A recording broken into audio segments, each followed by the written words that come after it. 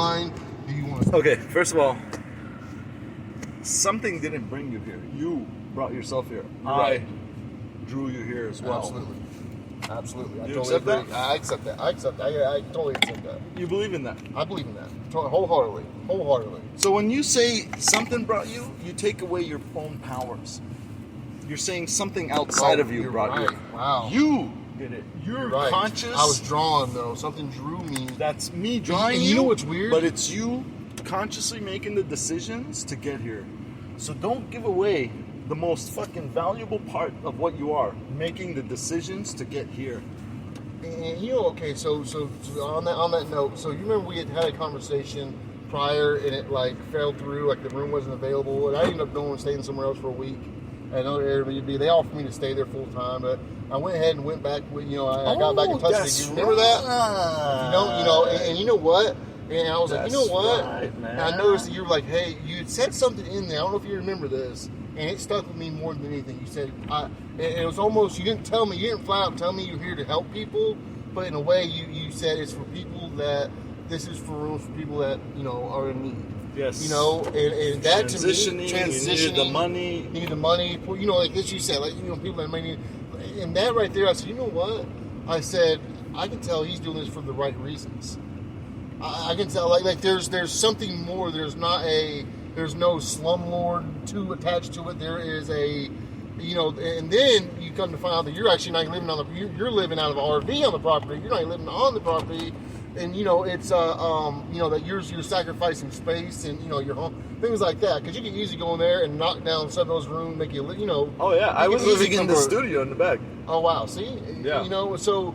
Yeah, I could tell that then you start talking to some of the people, you know, out there, and you can tell that, you know, they actually stuck around. And so I thought it was just Airbnb at first. And then the lady's like, no. I talked to that lady that you told me to have responsible for the keys the first time. Yeah.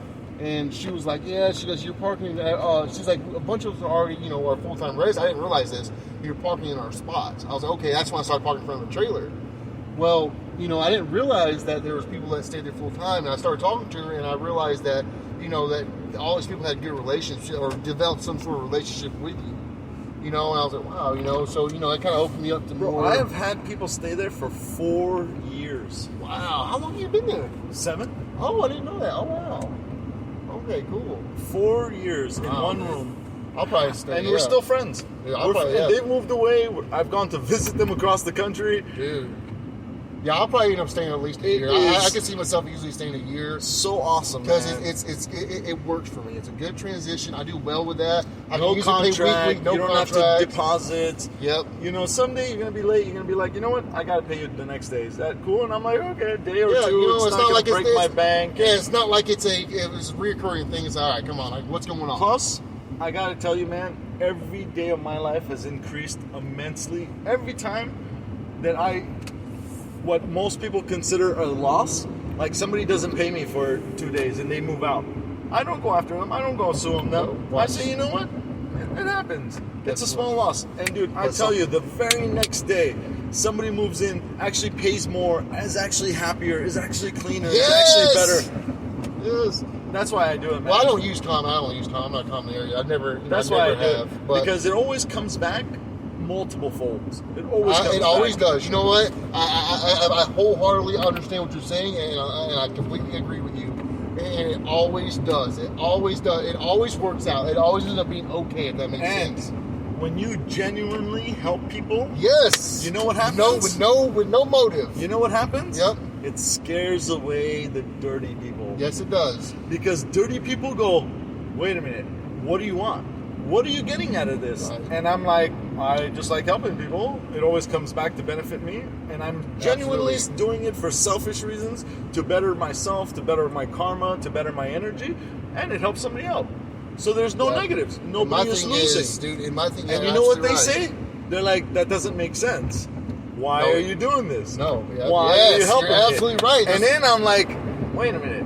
Why are you that terrified of somebody genuinely wanting to just help? What have you done in your life that when you say, let me help you, you end up robbing them. You end up taking something. Yes. That is something that's beneficial, especially working here, especially managing, because it's managing people. Let me tell you. Oh, I know. Trust me, I'm a babysitter. That's what I did for the last 10 years, 8 years. It's something that Right. has taught me about myself. Absolutely, it has. Being an overcome. Not to snap, not to go crazy. You get your patience. Yes, sir. Right? Yes, dude. Immensely, you man. gotta understand, man. Construction workers, everybody's got egos. Yes. Everyone knows everything. Yes. And then when you're young, I was 20, Those are the ones that I call lawyers. I was 26 years old, brother, as an assistant superintendent in charge of everybody. And you gotta understand, it's hard for a 26-year-old to tell manage a 45-year-old guy who's been doing it 20. Yes. He's been doing it as long as you've been living. Living. And you're like, well, and I understand it. I get it. Yeah. Trust me, I get it. But you know how I approach it? And I learned this. I approached it. I first of all, when anybody would, whether it be a new project I was starting, everybody saw me work. Everybody actually saw me. And I don't have to physically. I can sit on my ass all day and sit in my trailer and my blueprints and my drawings and manage the job from there. I'll go out there and sweep the floors, and people will see me with a broom in my hand. Because I'm not better. I would never ask anybody not to do anything I wouldn't do myself. Absolutely. Okay? And I'll do the dirtiest job on this. I'll do the dirtiest job on this job. Well, you guys are helping me out because we're a team, okay? Yeah. This is not a me and you guys are under me and this is Exactly. a dictatorship. This is a team. This is a A team. true leader recognizes that they are the highest servant. Yes, highest servant. Yes. Not the one that's being served 24/7. You know what I noticed? Yes, because it's like in the military. Okay, it's like, you know what I'm saying? Like good leader. The good leaders out there busting their Make ass sure with you. Yes. a good sergeant makes sure that the privates get fed, and They then he eat walks in at last. the end of the line. Yes, sir. That's why I didn't make it so good in the Army, because I had a sergeant that would put us on special detail cutting lawn that did not need to be done, That's some and bullshit. he would go That's some to the bullshit. cafeteria just when it opened to get the fresh food, and then release us half hour before the cafeteria would close. That's some bullshit. And I'm like, dude, that's not right. That's grimy. You're the one who has the control over my life. You're supposed to help protect me, not the. So you see that hospital, the children's hospital there? I did I just did a project there about 8 months ago. I remodeled a Starbucks Nice. downstairs. I was superintendent on Ooh, it, and man, it was tough, man. It was right when COVID hit, and it was only a 2-month-long project. I just had my guys there, and I did there. So like I said, we do Valley Metro, we do airport, we do all the JOCs for all the city of Mesa, city of Tempe. I'm in charge of all those jobs. I research and study billionaires Do you? on my off time, right? Let me ask you something. Okay, it's in that. Okay, tell One me of this. the things that I've learned is you have to accept a small percentage of loss. Yes, absolutely. Ooh, Like you when people always check out, yes, they'll take a hand towel, they'll take a pillow. always. But do you? I used to go crazy. Did I you? used to be like, "Where's my towel? Bring it back. I'll come pick it up. Where's my towel?" You have to And then accept I'm that like- peace of mind. Just And like, then I'm like, "Dude, that's $5." dude, I'm always Just the thinking, the energy of the thought Right, that went right. towards that, the emotional rise, the depression, the frustration. Right, just the over power, $5, yes, dude. I said, you know Gosh. what? I'll just go buy another one And it's okay. It and is send what them it a is. request, the money request. That's it. And if he doesn't pay it, hey, it is what That's it is. it. You know what I'm saying? It's his karma. It's Because his karma. I'm still making 95% of that. Actually, it's Absolutely. over 98%. That 1.5% Right. loss shouldn't alter my day. It should not, dude. That's what billionaires I think taught me. That's been my mindset Billionaires too. taught me that, you know what? Yes. Sometimes you're going to lose, sometimes you're going to win. If you are broken at the losses, you will never win. So I think I've naturally had that. Okay, I've always been if somebody steals from me, I don't go after it. I don't go chasing it. I always think karma's gonna get them. I'm like, you know what? Yeah, and I've been friends with people. I'm still friends with, like you said earlier. I've had people steal from me. I'm still friends with to this day. Okay. Now, like you said, I wash my shit more, or I don't. Actually, I don't really hang out with them anymore. Exactly. I stay in contact with. I get. So I don't buy the nicest towels. Right. Right? I get the cheapest towels, but they're going to be stolen. They're going to be recycled. And you know what? So That's good because I don't have to throw away towels. And guess what? I'm the type of You see person what I mean? where It's all mentality, man. So let me ask you something, okay? It's like this, okay? I'm the type of person, you've probably seen this, okay? Number one, I like to stay true to my word, okay? If I tell you I'm going to do something, I'm going to do it. Like I said, hey, I'm going to give you $200 to try and help me out. You probably care less. You probably make, you want to send me any extra money. Don't worry about it. But no, it has to make sense. I'm not the type of person, I don't like to take, okay? I like it either to be on an even playing field, or like I said, now I didn't realize I was being selfish in a way, but maybe I don't think this is more of a business. This is not a personal. This is your income. This is your life. This is the way you live. So when you're like, hey man, like you were asked very nicely, hey, when you leave, don't mind just cutting on your AC. Electricity bills are very high. Okay, you told me, you made it. I'm not ignorant to it no more. I'm not. You made it known very nicely, and I'm gonna tell. I forgot.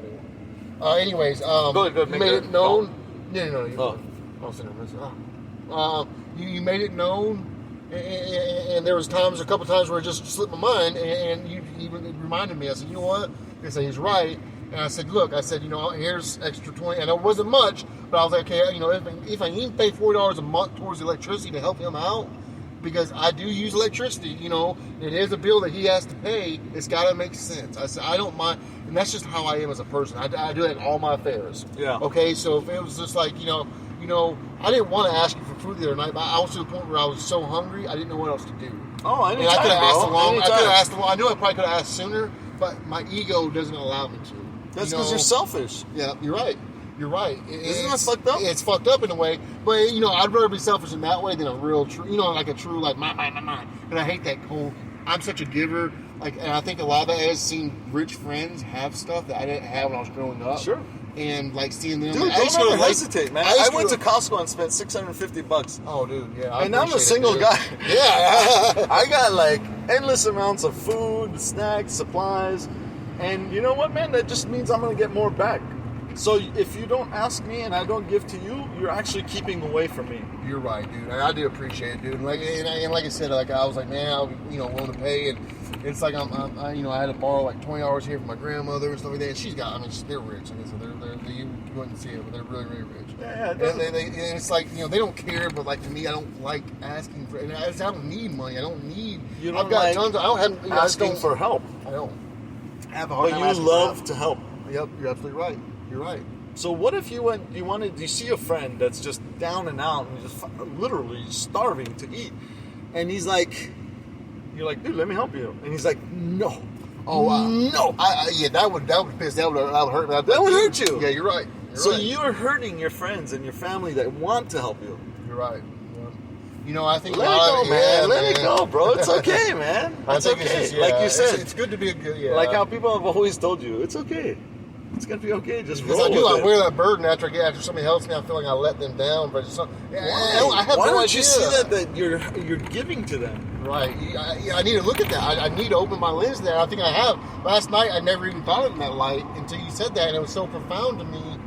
And see, like I said, conversation and like if I'm ignorant to something, I don't realize I'm like if you said, Nathan, when you do this, it offends me, and I'm ignorant to it. I'm like, oh man, I'm sorry, I didn't know that. I would never, willfully do that in an offensive way again after we had a conversation. Sure. So there's times where like I don't realize I'm doing stuff until somebody actually has a conversation. That's why it's so important to have a strong connection and trust. Absolutely. That when I say, dude, that offends me, you're going to understand that it's actually offensive, not that I'm being a jerk or trying to mess with you or twist your mind. You have the sense of security of knowing in our friendship that I'm not going to just say that just to toy with you. Right. Which a lot of people do. Yeah, absolutely. I just don't like those kind. And I started saying that, I kind of said my circle is pretty small, and I have a lot of acquaintances, okay? But I'm talking about a true friend, like someone where I feel like, like you said, you have friends where you can call 10 years later. You guys stay in touch, but hey, I'm coming through town, hey, come crash with me. I have friends like that too. And then like right now, like I said, we're together. Like we're our lives right now have put us, close knit. Like where I can, walk out my door and you're there, and vice versa. So like to take advantage of that as far as this relationship. What can I learn from you? What can I gain? What can I knowledge, and what kind of friendship can this relationship? How close can this be? Absolutely. It's never about. It should never be about materialistic gain, though. And that's where. Like for me, it's like. But let me tell you, for me, it is. Okay, I can see. For me, it's all the calculation of how am I gaining and how am I helping you I gain. can see. Oh, yeah, absolutely. No, I totally agree in that. No. That yes, I agree with that. I agree. So, again, with all the help that I try and help people, it's selfish. I'm okay with that selfishness. I'm okay with being selfish in the knowing that I will gain by helping. But it benefits everybody. Right here? Yeah. Yeah. No. Yeah, I'm gonna see if I can go through the back gate. Oh man. Oh. Whew. Another fantastic episode. All right, ladies and gentlemen, all the genders, fenders, benders, benders, everybody, I am Mike, check, king, up, stupid, whoo, our man Nate, nasty Nate, letting us know what is down, what is up. So I'm going to cut this one here and upload it in a bit. Thank you, everybody, for listening in. Thank you, everyone, all around. PayPal us if you want to donate, volunteer, sponsors. PayPal /360stupid. Mike, check on Venmo. What else we got? Email 360stupid@gmail. Send it in. Call us, text us. Text will get a response. 602-620-9098. Let us know what you think. Let us know where you're at. Let us know if you want to send in some cash. Because we hate no one. We accept everyone. But those who donate, we loves you. Thank you, everyone, for listening in. I am Mike Check, King of Stupid, here at #360stupid, signing off. Thank you for the privilege of your time. Good night, stupid.